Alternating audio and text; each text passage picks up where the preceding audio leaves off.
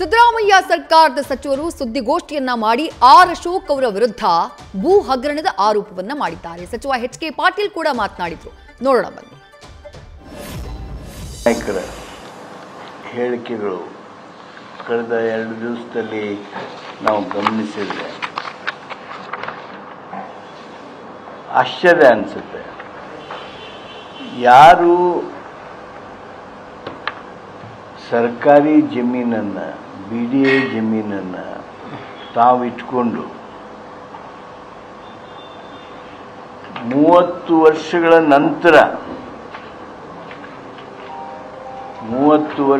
ನಂತರ ಅದನ್ನು ವಾಪಸ್ BDA ಕೊಡ್ತಾ ಇದ್ದಾರೆ. ಅಂದರೆ ಅವರು ಅನುಭವ ಆಗಿದೆ. ಈಗ ಏನು ಆಗಿತ್ತು ಅದನ್ನು ಅವರು ವಾಪಸ್ ಕೊಟ್ಟರು. ಅವಾಗ ಅದೆಲ್ಲ ಸರಿನೇ ಇತ್ತ. ಈಗ ನಾವು ನಮ್ಮ ಜಾಗಿಗೆ ಅಂದರೆ ಸಹೋದರಿ ಸಿದ್ದರಾಮಯ್ಯನವರ ಧರ್ಮಪತ್ನಿ ಪಾರ್ವತಮ್ಮನವರು ಏನು ಆ ಸೈಟ್ಗಳು ಅವ್ರು ಬಂದಿದ್ವು, ಅಲಾಟ್ಮೆಂಟ್ ಆಗಿದ್ವು, ಅವುಗಳನ್ನು ವಾಪಸ್ ಕೊಟ್ಟಾಗ ಅವರ ವ್ಯಾಖ್ಯಾನ ನೋಡಿ ಆಶ್ಚರ್ಯ ಅನಿಸುತ್ತೆ. ನೀವು BDA ಜಮೀನನ್ನು ನಿಮ್ದು ಅಲ್ಲದನ್ನು, ನಿಮ್ಗೆ ಸಂಬಂಧ ಇಲ್ಲದನ್ನು ತಗೊಂಡು ಅದನ್ನು ಮತ್ತೆ ಈಗ ಅನಿವಾರ್ಯ ಬಂತು ಅಂಥೇಳಿ ಅದೆಲ್ಲ ಪ್ರೊಸೀಡಿಂಗ್ಸ್ ಏನಾಯ್ತು ಅನ್ನೋದನ್ನು ಹೇಳಿದರು. ಅನಿವಾರ್ಯ ಬಂತು ಅಂಥೇಳಿ ಅದನ್ನು ವಾಪಸ್ ಕೊಟ್ಟಾಗ ನೀವು ಕೊಟ್ಟಿದ್ದು ಭಾಳ ಸರಿನಾ? ಸರಿ ಇತ್ತು ಅಂತ ತಿಳ್ಕೊಳ್ರಿ. ಇದು ಯಾಕೆ ಹೆಂಗೆ ನಿಮಗೆ ತಪ್ಪು ಕಾಣ್ತು? ಇಲ್ಲಿ ಪಾರ್ವತಮ್ಮನವ್ರಿಗೆ ಬಂದಿರುವಂಥ land it is A compensatory plots, ಪರಿಹಾರದ ಪರ್ಯಾಯವಾಗಿ ಬಂದಿರತಕ್ಕಂಥ ಸೈಟ್ಗಳು. ಅದಕ್ಕೆ ಈ ರೀತಿ ವ್ಯಾಖ್ಯಾನ ಮಾಡ್ತೀರಿ. ಏನೂ ಇಲ್ಲದೇ BDA ಆಸ್ತಿ ನಿಮಗೆ BDAದನ್ನು ನೀವು ನಿಮ್ಮ ಹೆಸರಲ್ಲೇ ಮಾಡಿಕೊಂಡು ನೀವು ಅದರದ್ದೆಲ್ಲ ಇಷ್ಟು ದೀರ್ಘಾವಧಿಯವರೆಗೆ ಅದನ್ನು ಉಪಯೋಗಿಸಿಕೊಂಡು ಅದನ್ನು ವಾಪಸ್ ಕೊಡ್ತೀರಲ್ಲ, ದೇರ್ ದಿ ಮ್ಯಾಟರ್ ಕ್ಲೋಸಸ್. ಅವಾಗ ಏನು ಅನ್ನಿಸ್ತು ನಿಮಗೆ? Why did U C anything wrong here? ಅದರಿಂದ ಅನವಶ್ಯಕವಾಗಿ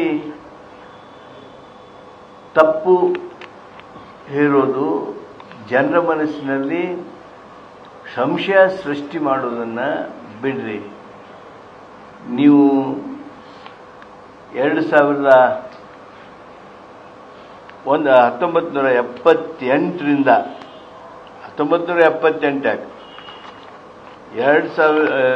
1977 ಫೆಬ್ರವರಿ 27ರಿಂದ ತಾವು ಘಟನೆಗಳನ್ನು ನೆನಪು ಮಾಡ್ಕೋತ ಬರ್ರಿ, ದಿನಗಳನ್ನು ನೋಡ್ಕೋತ ಬರ್ರಿ. 77, 78, 2003, 2007, 2009.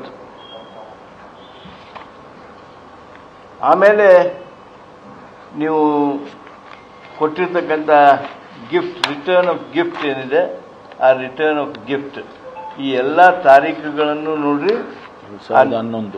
2011 ಇವೆಲ್ಲವುಗಳನ್ನು ನೋಡಿದಾಗ ನೀವು ಅದನ್ನೇನು ರಿಟರ್ನ್ ಮಾಡಿರಲ್ಲ, ನೀವು ರಿಟರ್ನ್ ಮಾಡಿದ್ದು ನಿಮ್ದಲ್ಲ. It is not yours, but you have returned it. Here the property which has come as a compensatory land, ಅದನ್ನು ಪರ್ಯಾಯವಾಗಿ ಬಂದಿರತಕ್ಕಂಥದ್ದನ್ನು, ಪರಿಹಾರವಾಗಿ ಬಂದಿರತಕ್ಕಂಥದ್ದನ್ನು, ಅದು ಮತ್ತೆ ಅದೇನೋ ಅದನ್ನು ಕಾನೂನಿನ ಪ್ರಕ್ರಿಯೆ ಒಳಗಿರೋದ್ರಿಂದ ಹೆಚ್ಚು ವಿವರಿಸೋದಿಲ್ಲ. ಅಲ್ಲಿ ನೀವು ತಪ್ಪನ್ನು ಹುಡುಕೋದಕ್ಕೆ ಹೊರಟಿದ್ದೀರಲ್ಲ. ಮಾನ್ಯ ವಿರೋಧ ಪಕ್ಷದ ನಾಯಕರಿಗೆ ಈ ಮೂಢ ವಿಷಯದೊಳಗೆ ಏನೋ ಮಾಡಿ ಜನರ ತಲೆಯೊಳಗೆ ಸಂಶಯ ಹುಟ್ಟಿಸೋಂಥ ಪ್ರಯತ್ನ ಮಾಡಬೇಕು ಅಂತೇಳಿ. ಆ ಪ್ರಯತ್ನ ಯಶಸ್ವಿ ಆಗೋದಿಲ್ಲ. ನೀವು ಈ ರೀತಿ ಅನಾರೋಗ್ಯಕರವಾಗಿರ್ತಕ್ಕಂಥ ಬೆಳವಣಿಗೆಗೆ ನೀವು ಕಾರಣರಾಗ್ತಾ ಇದ್ದೀರಿ. ನೀವು you are now liable to explain. ನೀವು ಇದಕ್ಕೆ ಉತ್ತರಿಸಬೇಕಾಗತ್ತೆ.